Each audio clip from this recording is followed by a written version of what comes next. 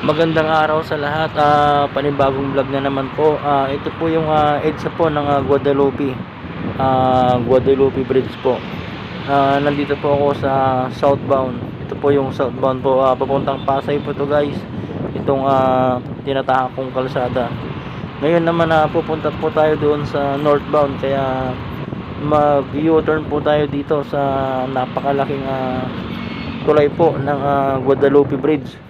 Dito sa sakop pa lang daw ito ng Mandaluyong. Ito yung nagdurugtong papunta po sa Makati. Yan, ito po, mag-U-turn po tayo dito, papunta po tayo ng northbound. Yan, para videohan po yung ilog po doon. Yan, yan po. Ito po, paikot po ito guys. Dito ako nalilito noon kasi gabi ko to napuntahan, pero ngayon umaga parang nakakabisado ko na yung pag U-turn po dito, kasi grabe po yung U-turn po dito, talagang ang haba po. Yan, yan, dito ako nalito guys, kung kakaliwa ba o kakanan. Ito, kakanan nga ako kasi nakita ko yung tulay. Pakanan po yung yung northbound. Yan, ito na po, pa northbound na po ito guys. Yan, kung makikita po natin, nandiyan na rin po yung yung Guadalupe Mall po. Yan po yung Guadalupe Mall. Yan, yan po. Ito na po, papunta na po. Yan na po yung MRT station ng Guadalupe po. Yan, ito na po yung northbound. Bali nag-U-turn lang po tayo. Yan, ito na po yung northbound guys. September 17, 2023, alas 6 po ito ng umaga. Yan, galing po ako ng Makati, kaya napadaan na rin ako dito. Ibibideo ko na rin po para mapanood po ng ating mga kababayan sa mga hindi pa po nakakapunta dito. Yan, ito na po guys yung yung yan po yung Guadalupe Mall po. Yan, yan po yung inikutan ko kanina guys, sa ibaba. At ito naman po yung napakalawak na ilog po ng Guadalupe Bridge. Yan, grabe po dito, naglalakihan po yung mga building po at nagtataasan.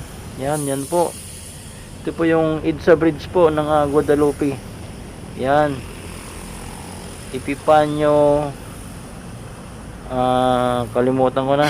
EDSA Epifanio de los Santos Avenue. Yan po. Yan, yan po guys yung mga kababayan po natin na natutulog po dyan guys sa ibaba. Yan, yan, yan po, grabe po yung lawak ng ilog na to. Yan, yan po guys yung Makati, Pembo, Makati. Yan po yung mga papuntang Pembo po, Comembo. Yan, nandito po yung mga K-pops po, mga Korean. Nasa billboard po, ang laki po nito. Yan, yan po yung yung bridge po ng release po ng train ng MRT. Yan po yung bakal na yan, yung nasa taas. Yan, yan po yung dinadaanan ng MRT. Yan po yung station ng MRT po. Yan, yung train po, yan po yung station nya ng Guadalupe. Yan po. Wala pang masyadong traffic dito sa EDSA kasi alas 6 pa lang at papuntang northbound po, kaya wala pang halos masyadong traffic. Yan, grabe po yung ilog na to. Sa tuwing nadadaanan ko to, sabi ko pag nagkaroon ako ng time, ibibideo ko to para may share din sa mga kababayan po natin na hindi pa po nakakapunta sa lugar na to, at para makita rin po nila ang lugar po dito sa Metro Manila. Yan po yung mga kababayan po natin na sasakay po ng jeep papuntang Pateros po. Yan, yung mga tao na po, yung mga naghihintay ng mga masasakyan. Dati sa probinsya po, yung jeep po mismo ang naghihintay sa mga pasahero, pero ngayon po dito hindi na. Yung mga pasahero na po naghihintay ng mga masasakyan, sa sobrang dami po ng mga kababayan po natin na nagtatrabaho dito sa Metro Manila. At ito naman guys yung service ko po, Rosie Matthew 125 po. Dito ko po iniwan na binidyuhan lang saglit yung bridge po ng ilog ng Guadalupe. Yan, ito naman po guys yung southbound po. Yan, kung makikita nyo po, grabing building po ng Makati. Yan na po yun yung Ayala Avenue po ng Makati. Grabe po. Yan, ito na po yung guys yung ilog. Nandito na po tayo sa kabila. Kanina nasa northbound ako, ngayon southbound naman ito guys. Yan, grabe po yung tulay ng release ng MRT, napakataas. Yan po yung ilog guys. Yan, grabing lawak nito. Yan po. Yan. Ay, yan na po yung Makati guys. Grabe, ang ganda po dito. Ang gandang pagmasdan yung mga building po dito at saka yung mga MRT po na dumadaan po dito. Grabe, sobrang taas po nito guys. Yan, kung makikita nyo lang ng personal. Shoutout po sa... Yan po. Grabe po yung mga dito guys. Yung mga isda po dito, kulay itim. Hindi po tilapia ito eh. Yan lumalangoy sila. Nagpapakita sila, parang sumasayaw po sila. Yan alas 6 po ng umaga ito guys. Alas 6 yan. Grabe po. Ano kayang isda to? Dito sa ilog po ng Guadalupe. Yan po yung Makati. Kung mapapansin nyo po dyan sa gilid po, may daanan po dyan guys. Pwede pong mamasyal dito. Lalong lalo na sa gabi. Pwede po kayong dito. Mamasyal. May mga lamesa po dito. Magdala na rin kayo ng pagkain nyo habang nagmimerenda po dito. Magandang pagmasdan yung mga ilaw po ng mga building po at saka yung mga dumadaan side sa yan po, iilaw po yan guys sa gabi. Sobrang ganda po ng ilaw niyan sa gabi, kaya mas maganda rin kapag di-off nyo po, mapasyalan nyo ng gabi dahil pwede naman po dito. Yan po yung mga isda guys. Yan, para bang ang sarap panoorin yung mga isda po dito, kaya lang parang hindi po kinukuha ito ng mga kababayan po natin. At hindi ko alam kung janitor fish ba ito na isda. Yan, ito po guys yung sinasabi ko na pwede nyong pasyalan. Maglakad-lakad po kayo dito sa gilid nya. Yan po guys, may makikita po tayo ditong mga lamesa. At sila naman guys yung mga kababayan natin na papasok na sa kanilang trabaho. At ito naman guys yung sinasabi ko na lamesa na pwede po kayo dito magpahinga, kumain po habang tinitignan at minamasdan yung mga tanawin po dito ng mga naglalakihang building po ng Makati. Yan, shoutout po kay Mayor Binay po, Mayora. Yan, ito po. Pwede po kayong maglakad-lakad dito, mag-jogging po sa umaga. Pwede po.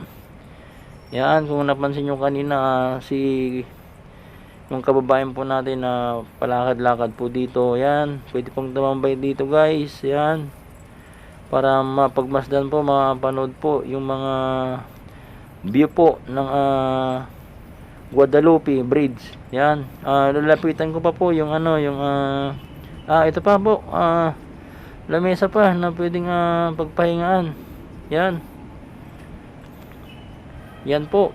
Yan, lalapitan pa natin para mas lalong makita po natin yung napakalaking tulay po nito.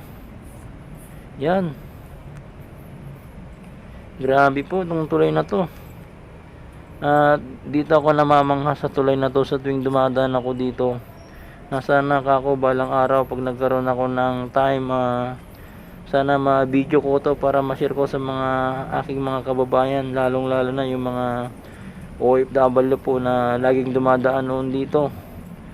Yan po, sa mga matagal na pong di nakakapunta ng Manila, ito na po yung latest update po ng Guadalupe po, ng tulay po dito, yung bridge po. Yan, lalapitan ko pa po para mas makita natin ng mas malapitan. Yan, kung makikita po natin yung bridge po, yung tulay po, yung bridge nya po dyan sa ibaba. Grabe po yan guys, sobrang tatag nito, kaya lahat ng mga dumaraan dito kahit malalaking sasakyan, kayang kaya nya. Yan, 1967 pa to pinatayo, 2023 na. Ganyan po katibay, katagal na rin yung tulay na yan. Isa na rin makasaysayan po dito sa EDSA. Yan po, yun po yung MRT station po, yun. Yan, grabe po. Grabe yung bridge niya sa ibaba guys. So kung makikita nyo, grabe. Kaya sobrang tatag nito. itong tulay na to dahil sobrang napaka-importante ito. Ito yung nagdurugtong diyan sa Makati po. Papuntang Ortigas, Cubao. Ito po talagang araw-araw napakaraming dumadaan po dito ng mga motorista po, mga riders po. Yan po yung mga building po ng Makati. Grabe po dyan sa Makati guys. Kanina dyan ako galing, pumunta ko sa agency namin para maghatid ng DTR po, date time record po, para sa aming sasahurin itong September 23. 14 days po yung na duty ko. Abangan po natin kung magkano yung masasahod ko bilang security guard po ng call center. 14 days kung magkano pong sasahurin ko sa September 23, 2023. Yan po. Grabe po, talagang sobrang namamangha ako dito sa mga tulay na to. Yan. Grabe po yung mga tanawin po dito guys. Yan oh. Yan, grabe. Kung makikita lang po natin at mapupuntahan ng personal, sobrang mamamangha ka talaga sa mga building po ng mga nagtataasan dito at naglalakihan. At ito naman po yung MRT po. Yan po yung train po. Yan yung dinadaanan niya. Grabing taas po niyan guys. Kaya minsan pag nakakasakay ako ng MRT, dito ako natatakot minsan guys. Yan. Grabing taas niyan. Ang gandang pagmasdan pag nandun ka sa taas ng train. Makikita mo yung mga iba't ibang mga tanawin po dito sa Metro Manila. Yan. Grabe po. Itong kangkong na to. Isang bulto. Ito po. Humiwalay na. Yan. I-video ko muna to guys, itong kangkong kung saan papunta. Yan. Grabing ilog to. Sobrang lawak nito. Yan po. Yan na po yung MRT tsaka mga bus po. Yan. Grabing MRT train ng yung release niya po. Grabe. Yan o, taas. Yan. Grabe. Ang dami po nating mga kababayan po dito na laging dumadaan. Araw-araw po yan. Mga riders po, mga motorista po, mga kababayan po nating mga naglalakad papunta sa kanilang mga trabaho. Yan. Grabe po ang Makati talaga. Sobrang ganda po. Kaya naman sobrang business center na talaga ang Makati. Yan.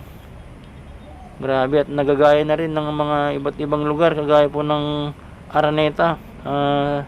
Center of business na rin po ang Araneta City. Dating tinawag na Araneta Center, ngayon Araneta City na po. Yan po. Tutukan po natin tong train po, kasi ang gandang tignan po dito sa ibaba. Yan oh. Yan na naman. Shoutout po sa lahat po na nakasakay dyan. At sa mga araw-araw po ng mga kababayan po nating sumasakay ng mga train po papunta sa kanilang trabaho. Shoutout po sa inyong lahat. Ingat po kayo palagi. Yan. Maraming salamat po sa mga nanood na ating mga kababayan. God bless po sa inyong lahat. Mabuhay po Pilipinas.